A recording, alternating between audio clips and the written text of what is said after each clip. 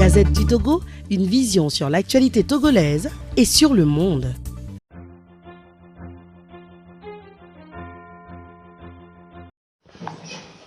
Mes chers compatriotes, nous venons d'apprendre au PNP, suite à la conférence de presse tenue par les ministres de l'administration territoriale et le ministre de la Sécurité, qu'il y a un problème, qu'il y aurait un problème d'itinéraire par rapport à notre marche du 19 août 2017.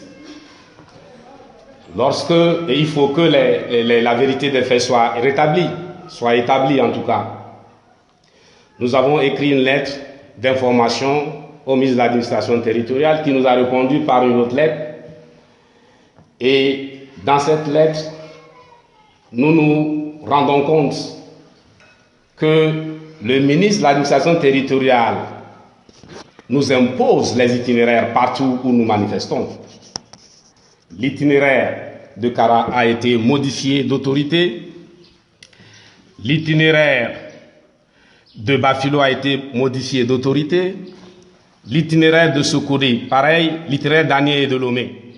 Tous ces itinéraires ont été modifiés. Et le ministère de l'administration territoriale se fonde sur l'article 13 de la loi du 16 mai 2011, alors que cet article ne parle nullement de modification d'itinéraire. Et puis la loi du 16 mai 2011 ne donne pas prérogative à l'autorité administrative compétente d'imposer d'autorité un itinéraire aux organisateurs d'une manifestation pacifique publique. Et nous nous rendons compte aussi, à travers cette lettre, que le motif avancé par le ministre de l'administration territoriale est l'occupation de la nationale numéro 1. Je vous lis le passage relatif, le passage irrelatif.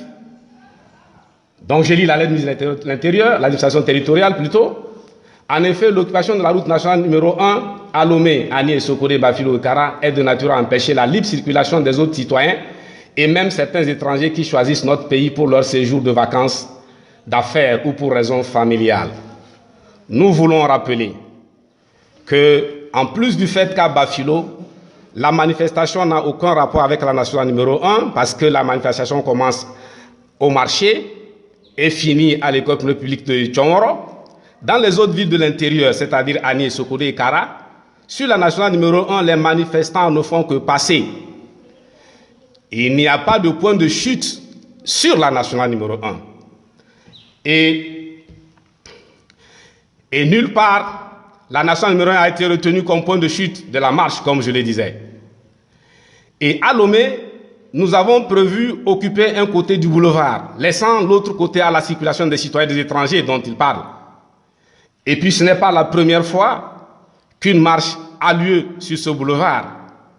Le Parti national panafricain, en son temps, a fait cette expérience avec la marche du 9 avril 2015. Nous avons occupé un côté du boulevard, l'autre était laissé à la circulation. Et puis, nous tenons notre marche un samedi. Alors, nous nous rendons compte que délibérément, il y a une volonté du ministre de l'administration territoriale de restreindre la volonté de manifestation. Et donc, il n'y a pas d'occupation de la nationale numéro 1. C'est le motif fondamental de la lettre du ministre de l'administration territoriale. À Kara, les manifestants se retrouvent au carrefour de l'université de Kara. Ils passent sur la nationale numéro 1, mais ils se retrouvent sur l'esplanade du palais des congrès. À Bafilo, comme je l'ai dit, ils se retrouvent au marché. Ils tournent le dos à la nationale numéro 1. Ils se retrouvent à l'EPP Tchongoro. À Sokodé, les manifestants passent par la nationale numéro 1, mais ils se retrouvent à la préfecture de Tchaoudjo. À Anié, ils passent, mais ils se retrouvent au stade d'Anié. Et ici, à Lomé, comme je le disais, nous occupons un côté du boulevard.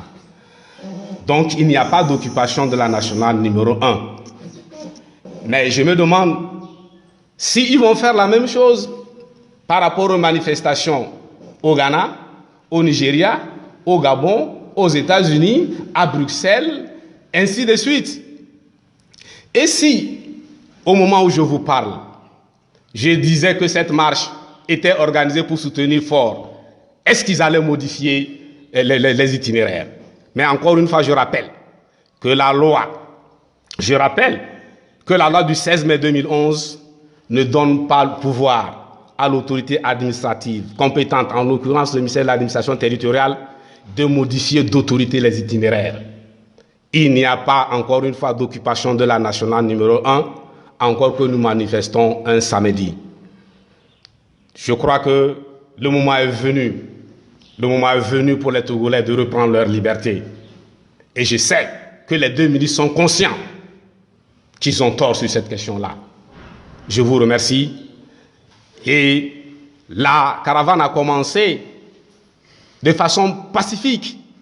Ceci annonce le caractère pacifique de la marche.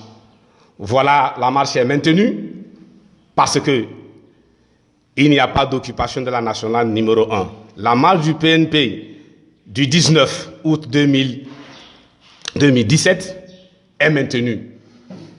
Merci beaucoup.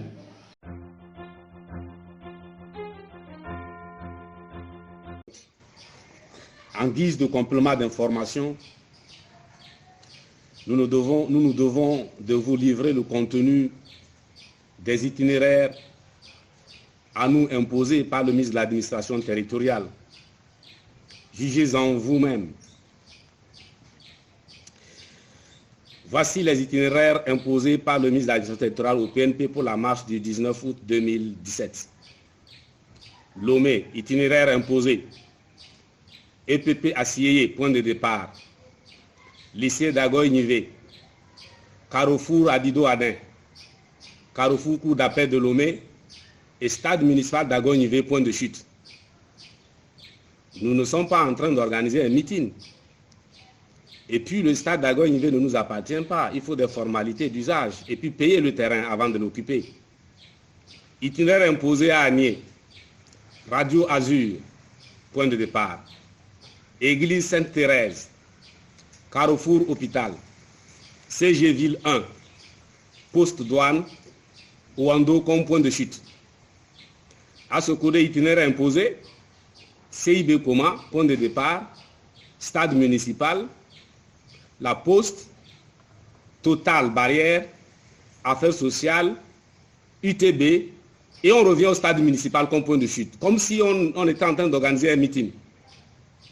Bafilo, itinéraire imposé, école centrale comme point de départ, la grande mosquée, EPP Wawande, école Tchongoro comme point de chute. Kara, itinéraire retenu, affaires sociales, point de départ, route Ketao, terrain de football du CG Kara Tombe, comme point de chute. Tout cela cache mal la volonté de l'administration territoriale de restreindre les libertés publiques au Togo.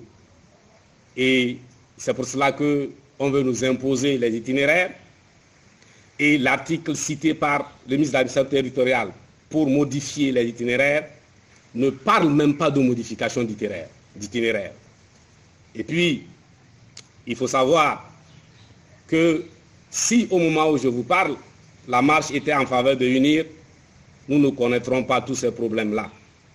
On veut nous imposer des itinéraires et nous ne sommes pas d'accord parce que la loi ne donne pas pouvoir au ministre de l'administration territoriale d'imposer les itinéraires aux manifestants. Voilà la précision que nous tenions à faire au niveau du PNP. Jugez-en vous-même à partir des itinéraires que l'on nous impose. Je vous remercie. La Gazette du Togo, une vision sur l'actualité togolaise et sur le monde. Rejoignez-nous sur le www.lagazettedutogo.com ou sur nos comptes Facebook, Twitter et YouTube. Pour tout contact, écrivez à contact@lagazettedutogo.com ou appelez le 92 80 88 53. La Gazette du Togo, c'est l'information en continu.